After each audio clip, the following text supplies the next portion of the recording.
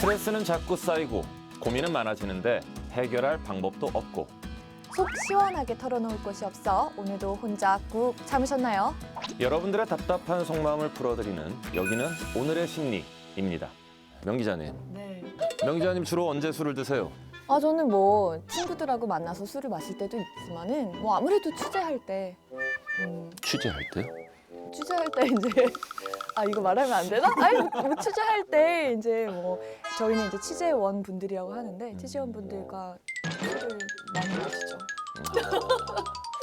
원치 않으나 일 때문에 업무상 어쩔 수 없이. 아니 근데 원장님은 이 알코올 괜찮은 중독 거예요? 취재하는 거? 전문 병원에 계시잖아요. 괜찮은 거예요? 취재하는 거? 전문 병원에 계시잖아요. 괜찮아요, 괜찮아요. 진짜 음주 취재 괜찮은 거예요? 아니 어쨌든 병원에 계시잖아요. 네. 좀 그러면은 혹시 술 안 드시는 건 아니시죠? 네, 제가 알코올 중독 전문 병원을 하고 있습니다. 그러니까 술 드세요, 안 드세요? 술 마시죠 가끔씩. 뭐 친구들하고 먹기도 하고, 그다음 뭐 모임 가서 마시기도 하고. 근데 술을 먹냐 안 먹냐가 중요한 게 아니라요. 술이라는 건 조절할 수 있느냐, 조절할 수 없느냐가 가장 중요한 차이입니다. 오늘 술 얘기 저한테 물어보시는 거 보니까 오늘 또 고민이 술과 또 관련이 있을 것 같은데. 아, 예, 어떤가요? 그럼요. 술은 올바르게 즐긴다면은 일상에 스트레스 해소하는 데 도움이 될 수 있는 물질이지만 제대로 마시지 못하면 분명히 독이 된다는 거. 그럼 술과 관련된 사연부터 시작해 보겠습니다. 네, 저는 이직을 준비 중인 저는 이직을 준비 중인 28살 여자입니다. 전에 다니던 회사는 스트레스가 너무 심해서 그만두었습니다. 서울로 상경해서 혼자 살고 있어서 돈 나갈 곳은 많은데 부모님 입장에서는 잘 다니던 회사를 때려치운 딸이다 보니 부모님께는 손을 벌릴 수도 없고 해서 낮에는 카페에서 알바를 하며 틈틈이 이직 준비를 하고 있어요. 요즘은 취업난이다, 청년 실업이다 이런저런 얘기가 많잖아요. 그래서인지 저의 재취업도 막막하기만 합니다. 매번 결과가 좋지 않다 보니 의기소침해지는 것 같기도 해요. 그때부터였던 것 같아요. 저는 매일 혼자 집에서 술을 마시기 시작했습니다. 처음엔 편의점에서 맥주 한 캔씩 사와서 컴퓨터 앞에 앉아서 마시기 시작한 이후로 지금은 소주 한 병은 매일 먹어야 잠을 잘 자고 하루의 일과가 마무리되는 것 같은 기분이 들어요. 이대로는 안 되겠다 싶어서 술을 참아본 적도 있는데 잠도 안 오는 것 같고 결국 어제도 12시가 다 되어서야 혼자 컵라면에 소주 한 병을 마셨네요. 이런 제 일상을 친구에게 얘기했더니 어머, 재순아. 야, 너 그거 알코올 중독 아니야? 야, 너 그러다 큰일 난다. 헐쩍 튀는 친구 덕분에 제 상태가 심각한 것은 아닌가 걱정이 되기 시작했습니다. 매일 술을 먹지 않으면 허전하지만 그렇다고 취할 때까지 마시는 것도 아니고 주사를 부리는 것도 아니에요. 그래도 제가 알코올 중독인가요? 근데 아마 요 사연 보내주신 네. 분과 비슷한 분들이 꽤나 계실 거예요. 근데 저도 좀 공감이 되는 게 네. 저도 약간 한때 약간 하루를 마무리하는 느낌으로 뭐 맥주 한 캔, 샤워하고 나서 이렇게 시원하게 나에게 주는 보상 같은 느낌? 약간 이런 느낌으로 약간 한 캔은 괜찮지 않을까 해서 저도 꽤 마신 적이 있었거든요. 네, 녹화 끝나고 일단 진지하게 상담을 줘요. 네. 지금은 그렇게는 안 마시는데 옛날에. 사실 요 사연 보내주신 분들하고 비슷한 생각하시는 분들 계실 거예요. 뭐 한 캔 정도, 뭐 잠자기 전에 나에게 주는 보상, 혹은 하루 일과의 마무리. 사실 근데 문제가 이 사연을 보내주신 분들의 경우에는 명확한 문제가 바로 발견이 됐어요. 어디 있죠 이 문제가? 이분의 가장 큰 문제는 술을 참아본 적이 있는데 잠이 안 온다는 겁니다. 네, 이게 술을 매일 네. 조금씩이라도 쭉 드시던 분들의 경우에 대부분 술을 마시는 이유가 잠을 자기 위해서라고들 하세요. 그리고 술을 실제로 며칠 쉬어보면 술을 안 마셨을 땐 잠을 못 주무시게 되는데 알코올의존증에서 나타나는 여러 현상 중 가장 중요한 증상인 금단 증상의 네. 첫 번째 신호가 술을 안 마시면 잠을 못 자는 거예요. 아니 그러면은 이분은 알코올 의존증이에요? 네, 현재로 봐서는 환자신 거예요? 알코올의존증 진단이 가능하죠. 많은 분들이 잠자려고 술을 먹는다고 그러는데 사실은 술 때문에 잠을 못 주무시는 거예요. 가슴이 두근두근. 아닌데 술을 안 마셔서 기분이 이상해서? 술이 안 들어가서 네. 뇌에서 술 달라는 신호를 보내는 게 금단 증상이에요. 이게 벌써 습관이 됐구나. 내가 이제 술을 마셔야 잔다는 거를 몸이 이제 정확하게 얘기하면 습관이 아니라 뇌가 망가진 거죠. 네. 그러니까 이분 같은 경우에는 그냥 즐기는 정도가 아니라 이미 알코올에 의존이 된 상태라고 말씀드릴 수 있죠. 치료를 받으셔야죠. 병원에 가야 되는 네. 정도인 거예요? 되게 되게 좀 가볍게 저는 이 사연을 사실 읽었거든요. 근데 이렇게 치료가 필요할 정도인지는 몰랐어요. 왜냐하면 그냥 가볍다고 생각하는 여러 가지 질환들 혹은 병이 아니라고 생각하는 것들이 사실은 상당히 심각한 질환까지 이어지게 되는 경우들이 많거든요. 이분 같은 경우에 본인이 생각할 때 취하게 마시는 것도 아니고 뭐 하루 한 캔 혹은 한 병 정도 주사를 부리는 것도 아니고 이게 일반적인 분들의 생각이거든요.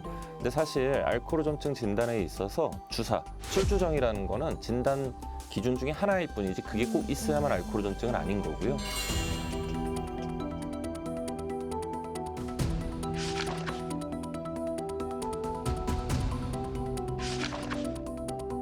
이미 금단 증상이 이 사연자의 경우에는 오셨기 때문에 치료를 받는 게 맞는 거고요. 아까 사실 기자님처럼 생각하시는 분들 많이 계세요. 에이 뭐 이 정도에 무슨 병원을 가 치료를 받아야 돼? 그러니까요. 치료를 받아야 더 심한 형태의 알코올 의존으로 가는 걸 막을 수 있다는 겁니다. 약간 이 술 먹는 거 대신에 뭐 다른 걸로 이 중독을 대체하는 것도 한 가지 방법이 될 수가 있나요? 우리 뇌라는 거는 신경세포 간의 연결로 돼 있거든요. 근데 이 신경세포 간의 연결이라는 거는 한 번 연결되면 쉽게 끊겨요. 우리가 얼핏 본 거는 기억을 못하는 이유가 그거거든요. 네네. 근데 반복해서 보다 보면 이 연결이 세지면 이후에는 이 연결이 되게 단단해집니다. 네네. 근데 우리가 스트레스를 받았을 때 그거를 해결하기 위해서 술을 마시는 이게 이제 습관이 되는 분들은 쉽게 말하면 A 세포에서 B로 갔다 B에서 C로 가는 이런 비효율적인 걸 계속 하질 않아요, 세포들이. 그러면 스트레스 받았을 때 왜 일로 갔다 일로 가? 바로 술로 가면 되지. 요 연결만 세지는 거예요. 그냥 스트레스 받으면 술, 스트레스 술 이게 이 연결만 단단해지거든요. 따라서 스트레스를 받았을 때 술을 대체할 수 있는 건강하게 스트레스를 해소할 수 있는 방법이 반드시 필요해요. 뭐 운동을 한다던가. 그건 이제 본인이 좋아하는 거, 본인한테 맞는 거. 아니 우리가 살면서 뭐 술 말고도 네. 중독이라고 부르는 것들이 굉장히 많잖아요. 네. 뭐 게임 중독도 있을 것 같고, 뭐 운동 중독도 있을 것 같고. 근데 이 중독이라는 게 생기는 이유가 아까 말씀하셨듯이 뇌가 그렇게 막 어려운 걸 싫어하고 간단한 연결고리에서 되는 걸 좋아해서 그런 건가요? 중독이 일어나는 가장 큰 원인이 뭘까? 뭐 여러 가지 원인이 책에 나와요. 네. 뭐 어떤 중독이냐에 따라 조금씩 다르지만 제일 중요한 건 유전입니다. 기본적으로 유전적으로 그 모든 중독이 잘 되는 분들이 있어요. 진짜요? 네. 와, 이게 어떤 뭐 학계의 한 의견, 그러니까 지배적인 의견인 거예요? 네, 거의 정설이라고 보시면 될 것 같아요. 이거 너무 슬플 것 같은데 그러면. 그럼 나는 중독이 잘 될까 안 될까를 아시려면은 첫째는 가족력을 보시면 돼요. 나의 부모님 좀 혹은 위험할 것 조부모님 혹은 삼촌, 뭐 네. 고모 하여튼 엄마 쪽이건 아빠 쪽이건 내 친척 중에서 네. 어떤 물질 혹은 어떤 행위에 중독이 있으셨던 분이 있다. 그러면 나는 중독이 될 가능성이 있구나라고 생각하시면 돼요. 그래서 멀리 하시는 게 좋습니다. 근데 저희가 약간 중독에 대해서 잘 몰랐던 것 같아요, 그동안. 저도 너무 가볍게 생각을 하고 있었고, 또 이게 질병이라고 또 생각을 안 해서 그런지, 아, 그렇구나. 왜냐하면 네, 이게 중독, 이제 정확하게 의존증인데 네. 이런 의존증 경우에는 혼자만 힘들고 혼자만 망가지는 질환이 아니기 때문에 그래요. 아, 주변 네, 가족들. 한 가족을 다, 한 가정을 다 망가뜨릴 수 있는 질환이기 때문에 그렇구나. 스트레스를 많이 받으시는 것 같아요. 사실 이게 이직한다는 게 굉장히 스트레스를 그쵸. 많이 받는 거여서 좀 근본적으로 이 이직이 좀 해결이 되면은 그러니까 좀 더 상황이 나아지지 않을까. 사실 이제 이분 같은 경우에는 뭔가 지금 스트레스도 많이 받는 상황에서 그걸 적절하게 해소도 하지 못하고 또 자존감도 많이 낮아져 있는 것 같고 즉 이분은 사실 술에 의존할 게 아니라 상담을 받거나 치료를 받으시는 게 이분에게 훨씬 더 도움이 될 텐데 많은 분들이 정신과적인 상담이나 아니면 치료에 대해서 거부감이 있거나 그렇죠. 잘 몰라서. 아무는 좀 편견이 있다 보니까 그냥 쉽게 접할 수 있는 술에 의존하는 경우들이 많거든요. 그래서 이분 사연을 보내주신 분 경우에도 일단 본인이 현재 상태 스트레스를 잘 해소하고 있는지 내가 감당이 너무 크게 스트레스를 받는 건 아닌지 좀 잘 체크를 해보시고 필요하다면 무슨 큰 문제 있는 거 아니에요. 그냥 가서 상담을 받고 필요하다면 치료를 받으시면 훨씬 더 좋아지실 것 같습니다. 역시 약간 전문가라 오늘 상담에 약간 깊이가 있는데요. 그렇죠. 전문 분야인데. 그니까 네. 근본적으로 좀 잘 해결이 되셨으면 좋겠네요. 파이팅입니다. 네. 파이팅.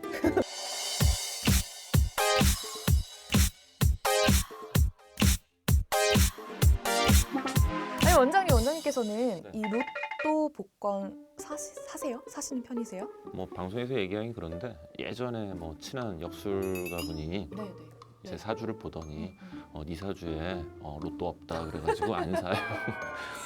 아니 근데 제 주변에 보면은 네. 그렇게 복권 사시는데도 뭐 한 번도 당첨이 된 적이 없어 이분들이. 저도 뭐 5천 원 이상 당첨된 분을 본 적이 거의 없는 것 같아요. 저는 뭐 5만 원 어, 정도까지는 괜찮아요. 대통령 꿈꾸고 5만 원짜리 복권 당첨됐다고 그래서 아니 그 꿈을 5만 원짜리 복권에 내가 바꿨냐고 그런 얘기하고 그랬는데 참 안 될 거 알면서도 네. 좀 사게 되는 것 같아요 복권 같은 거. 그렇죠. 그렇죠. 혹시나 항상 혹시나 역시나지만 항상 혹시나. 그래서 오늘은 이 로또처럼 한 방에 조금 내 운이 트이거나 좀 한 방에 부자가 되길 바라는 분들을 위한 네. 또 심리 상담 준비를 제가 또 해왔습니다. 아, 예, 기대됩니다. 럭키백 혹시 아시나요? 럭키백이요? 럭키백. 뭐예요, 그게? 그게 별다방이나 좀 옷가게 같은 데서 이제 일정 이제 금액을 지불을 하면은 그 네. 박스에 뭐가 들었는지는 몰라요. 아, 근데 그 금액보다 많거나 뭐 그 금액에 상당하는 내용의 그거 어떤- 어디 행사 가서 본 것 같아요. 맞아요. 네. 요새 굉장히 유행하고 있거든요. 한국에서 유행하기 시작한 거는 2007년도라고 그래요. 커피 프랜차이즈에서 네. 이 럭키백이라는 이름으로 이제 뭐 똑같이 일정 금액을 내면은 한정 텀블러라든가 네. 좀 이제 그 프랜차이즈 만드는 상품 같은 거 있잖아요. 이런 거를 좀 넣고 음료 쿠폰도 들어있고 이런 형태로 이제 럭키백이 등장하면서 네. 이제 많이 유행을 하게 된 것 같아요. 사실 대박 아이템이 나오기는 정말 그 확률이 너무 적잖아요. 뭐 로또 같은 건데. 사실은 한때 작년이었나 재작년에 이제 우리나라 그 게임 업체들에서 그 대박 아이템을 뽑는 확률을 뭐 속였다 이래가지고 좀 문제가 됐었죠. 예. 그리고 지금은 이제 뭐 게임 같은 거에 그런 걸 구매할 때 확률이 써 있긴 해요. 굉장히 작은 글씨로. 그 확률이 로또만 할 걸요 아마 일단 0 아래로 소수점 아래 한참 내려가 0.뭐뭐뭐% 이렇게 써 있더라고요. 아니 근데 그럼에도 불구하고 인간이 이성적으로 생각을 하면 그게 절대 대박이 나올 수 없다는 거를 숫자만 봐도 알 수 있는데 왜 그 숫자를 보고 나서도 그 럭키백을 사게 되는지. 네, 그렇게 뭐 럭키백 혹은 랜덤 박스 이런 거에 열광하는 게 사람만 그렇지가 않아요. 그럼 또 누가 네, 1950년도에 하버드 대학교 잘 아시죠? 하버드 대학교. 네, 그 하버드. 네, 하버드 대학교에서 비둘기를 대상으로 실험을 했어요. 우리 비둘기랑 동급이라는 거 아니야 지금? 예, 포유류도 아닙니다. 조류를 가지고 실험을 했어요. 예, 비둘기에게 비둘기가 이렇게 버튼을 누르면 먹이가 나오게 해놨어요.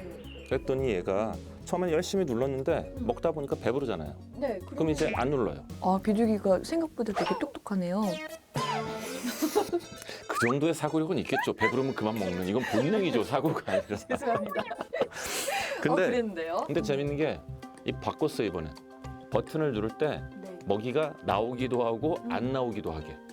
랜덤으로. 네, 랜덤으로. 집어넣은 거네요. 그러니까 비둘기가 눌렀을 때 먹이가 나올 수도 있고요. 어떨 땐 안 나올 수도 있어요. 네. 그랬더니 먹이가 나와서 먹었어. 배도 불렀음에도 불구하고 애가 계속 누르는 거예요.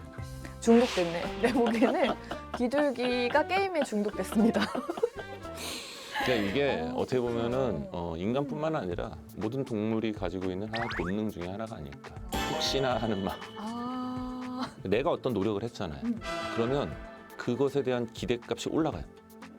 쉽게 말하면 내가 이 정도까지 노력을 했으면 당첨될 확률이 올라가지 않을까라는 지성이면 감천이지 네, 하늘은 또 나를 착각을 도울 것이다. 그렇죠. 착각을. 그리고 네. 자동으로 뽑을 수 있잖아요. 근데 맞아요. 꼭 이렇게 수동으로 하나씩 음. 매번 이렇게 번호 등록하는 경우도 마찬가지. 내가 이 정도 노력을 더 했으니 당첨될 확률이 조금이라도 올라가지 않을까. 라는 착각을 하는 거죠. 근데 저는 그런 것도 있는 것 같아요. 이게 랜덤 박스가 돈을 내면 그 안에 내가 지불한 돈의 동급이거나 그것보다 나은 것들이 들어있는 거잖아요. 아닐 거예요. 아니에요? 아니 더 나은 걸 주려면 그쪽 그 랜덤 박스를 하는 뭐 어느 업체건 간에 누구는 손해를 봐야 된다는 그렇죠. 거예요? 당연하죠. 너무 환상을 깨. 너무 아니 이 로또 사는 즐거움이라도 있는 거고 럭키백에 사는 즐거움도 있는 건데 원래는 너무 현실적이신 거 아니에요? 항상 합하잖아요. 제로섬 네. 게임. 합하면 이게 그 이상을 벗어날 수가 없어요. 그래요? 누군가 이득을 보면 누구는 손해를 보는 거예요. 럭키백 사면은 그래도 내가 손해 보는 건 아니니까 나 자신을 위해서 그런 걸 행복을 산다. 네, 그런 걸 우리가 합리화라 자기 합리화라고. 괜히 네. 숙연해지면서 앞으로 럭키백이나 랜덤 보상이 되는 거 절대로 사면 안 되겠다 이런 생각이 좀 드네요. 제가 볼 땐 명 기자님은 뭘 사시는 걸 다 좋아하시는 것 같아요. 부인할 수가 없네요.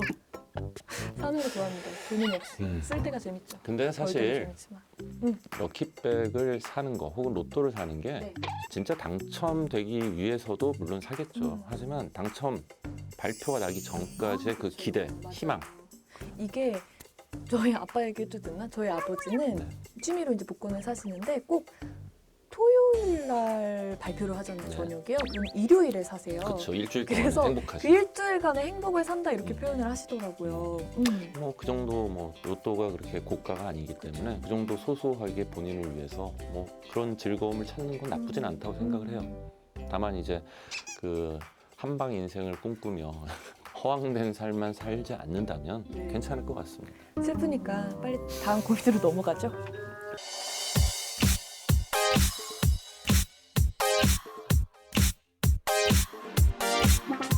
원장님, 네. 위아래로요. 친구 얼마나 두세요?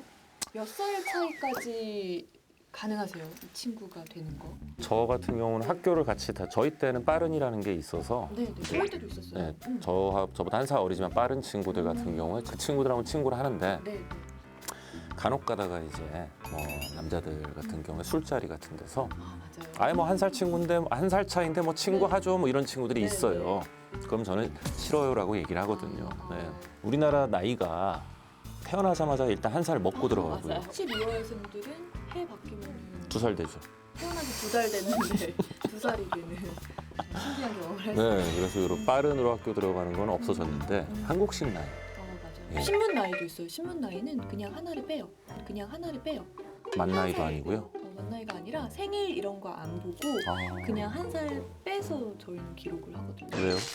그냥 그게 신문식 나이라고 그렇게 해와서 그런 게 어딨어요? 똑바로 하셔야죠. 생일까지 다 물어보고 하려면 좀 너무 번거롭고 복잡할 수 있으니까 그냥 좀 편의상 마이너스 1을 해가지고 기재를 했던 것 같아요. 저희 병원식 나이도 있어요. 아 병원식 나이는 또 달라요? 그건 만 나이가 아닌가요? 근데 지금 이제 전자차트라서 아 그냥 네네. 만 나이인데 어떻게 되냐면은 뭐 예를 들면은 지금 2월이잖아요. 네. 근데 만약에 1월생이다. 그럼 몇 살 1개월 이렇게 표시가 돼요. 아 진짜. 옛날에는 차트에는 그렇게 기록을 했었어요. 우와, 네. 그렇구나. 좀 더 정확하게 좀 파악을 하기 그렇죠. 위한. 네.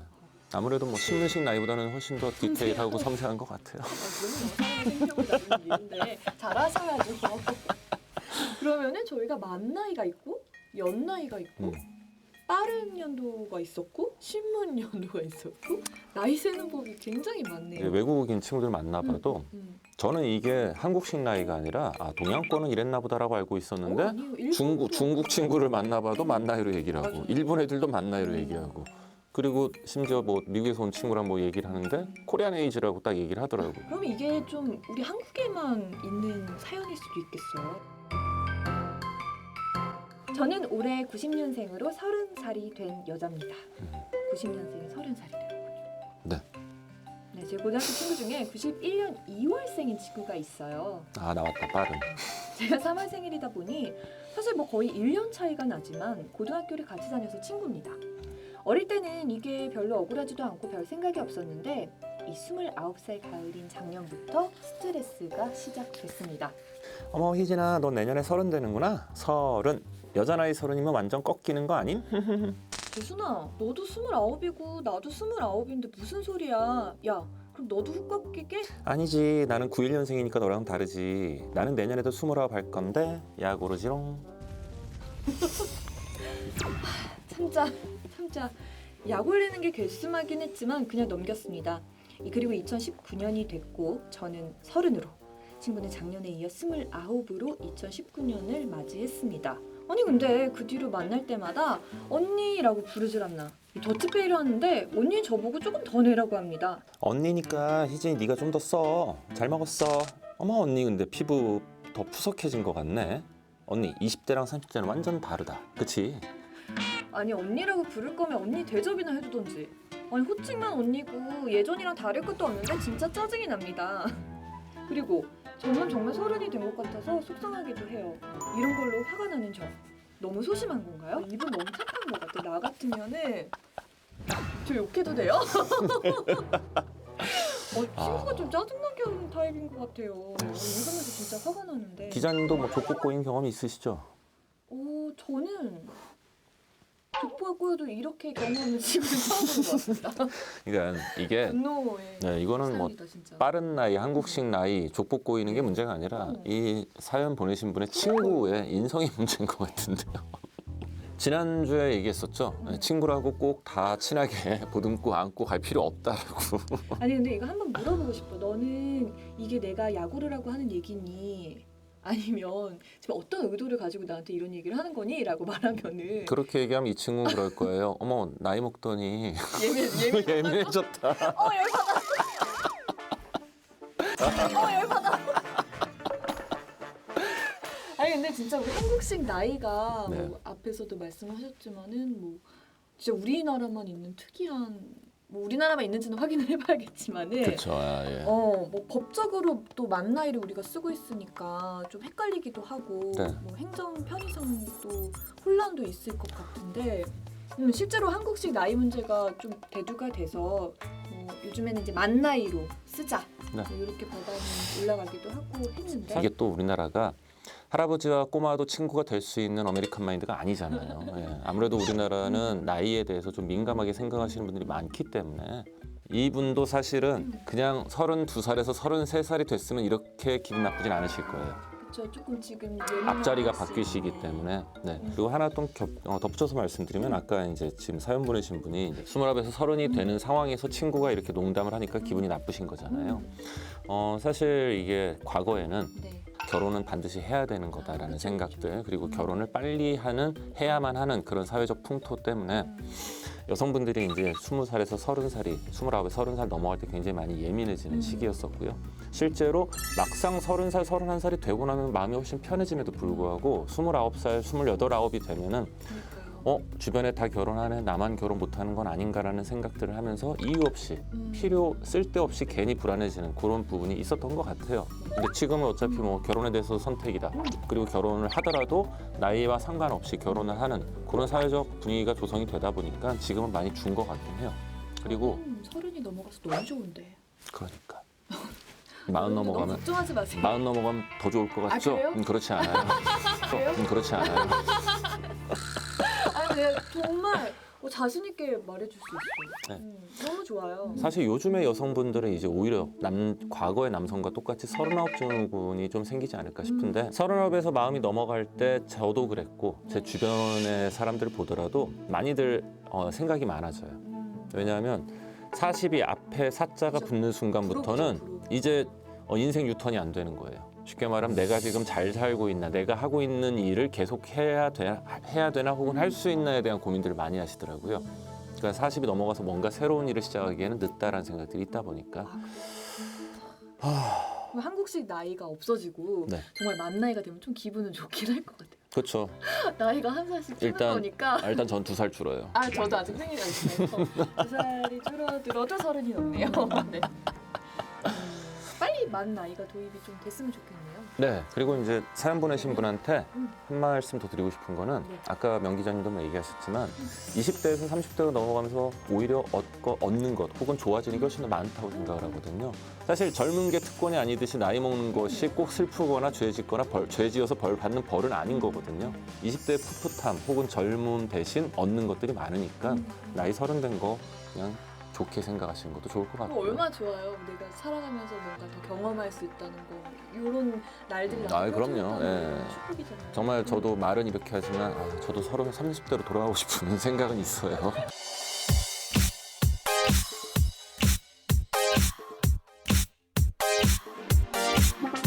저는 연극을 전공하는 대학교 3학년생입니다. 이 전공이 연극이다 보니 대부분의 과제가 단체로 이루어지고 있어요. 와, 안 그래도 과제 넘치는데 이 교수님 너무한 거 아니냐? 그 수업만 듣는 줄 아나? 그래도 이번 발표 잘하고 나면 뿌듯하지 않을까? 우리 이번에도 잘할 수 있지? 화이팅! 너무 넘쳤나요? 긍정적으로 으쌰으쌰 해주는 친구가 있다는 건 좋지만 가끔 보면 얘 융통성이 없는 거 아닌가? 뭐 이런 생각이 들 때도 있어요. 정말 이 FM의 정석을 보여주는 느낌이랄까?